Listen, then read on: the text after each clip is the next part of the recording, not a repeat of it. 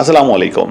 आज मैं बात करने जा रहा हूँ वो कौन से बुनियादी 5 रीज़न है जिसकी वजह से हम फीडबैक नहीं देना चाहते या दे पाते ऑर्गेनाइजेशंस के अंदर। पॉइंट नंबर 1 के डिस्टेंस हो जाता है ऑपरेशनल वर्क का। जैसे जैसे इंसान मैनेजरियल से लीडरशिप पोजीशन पे ट्रांजिशन करता है और सीनियर होना शुरू हो जाता है ऑर्गेनाइजेशन के अंदर, तो वहाँ पे थोड़ा डिस्टेंस हो जाता है कोर ऑपरेशनल वर्क के साथ, जिसकी वजह से एक गैप भी आता है। और उसके साथ साथ एक फीडबैक के अंदर मैंने जो ऑब्जर्व किया वो ये किया है कि वेगनेस आना शुरू हो जाती है या बहुत बिग पिक्चर फीडबैक मिलता है जो कि कभी कभार एम्प्लॉयज़ कॉम्प्रीहेंड नहीं कर पाते प्रॉपरली।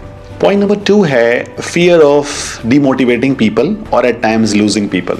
एक डर ये होता है कि अगर बहुत ब्लंट या स्ट्रेट फॉरवर्ड फीडबैक दे दिया जाए तो शायद लोग डिमोटिवेट हो जाएं और इंटरेस्ट लूज करना शुरू कर दें और इवेंचुअली ऐसा ना हो कि हम अच्छे लोगों को लूज कर जाएं। तो ये भी एक फियर होता है जिसकी वजह से कभी कभार बहुत ही शुगर कोटेड, बहुत ही बिग पिक्चर, बहुत ही सरफेस लेवल फीडबैक दे दिए जाते हैं जो अक्सर औकात लोगों के काम नहीं आते। पॉइंट नंबर 3 है कि time pressure. Senior leadership positions पे अक्सर औकात मैंने जो ऑब्जर्व किया है वो उनका दिन जो होता है वो मीटिंग सेंटर्ड और डिसीजंस डेंस होता है, यानी कि बहुत सारे डिसीजंस लेने होते हैं और उनका इम्पैक्ट भी बहुत ज़्यादा हाई होता है और एक्सटेंसिव लेवल की मीटिंग्स भी होती हैं जो कि उनको करनी पड़ती हैं। और एट टाइम्स आपने देखा होगा या ऑब्जर्व किया होगा कि सीनियर लीडर्स आपको through out the day engage रहते हैं मीटिंग्स के अंदर।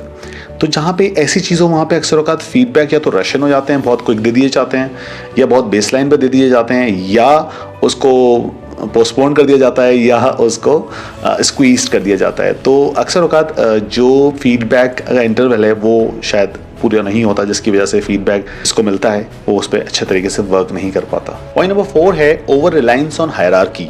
ये चीज़ मैंने बहुत ज़्यादा क्रिटिकली ऑब्जर्व की है कि कुछ लीडर्स का एक्सटेंसिव फोकस होता है हायरार्की बेस्ड फीडबैक देने पे। They pass on the information to their -1 and then their -1 takes some time and then they pass on the feedback to the person that is the need of feedback। तो इसमें 2 चीज़ें बहुत बुरी हो जाती हैं। तो डिले आ जाता है जिसकी वजह से फीडबैक एक्चुअल लूज हो जाता है। दूसरा जो एलिमेंट आता है वो आता है कम्युनिकेशन इटसेल्फ लूज होती है जैसे जैसे लोग उसके बीच में आते जाते हैं। तो ये दोनों एलिमेंट्स इम्पैक्ट कर देते हैं फीडबैक को।